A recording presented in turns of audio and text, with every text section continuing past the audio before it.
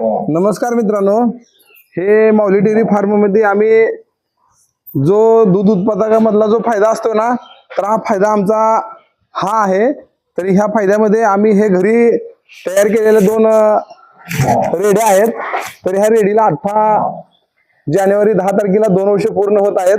तरी हे रेडी फुल ब्रीडिंग मध्ये आणि प्युअर हरियाणा म्हैस सिंग त्याच्यामध्ये चांगला एक 5 रुपयाचा डॉलर जाऊ शकतोय अशी बनलेली रेडी आहे. आणि हे आम्ही आमच्या डेअरी फार्म वरती तयार केलेली आहे.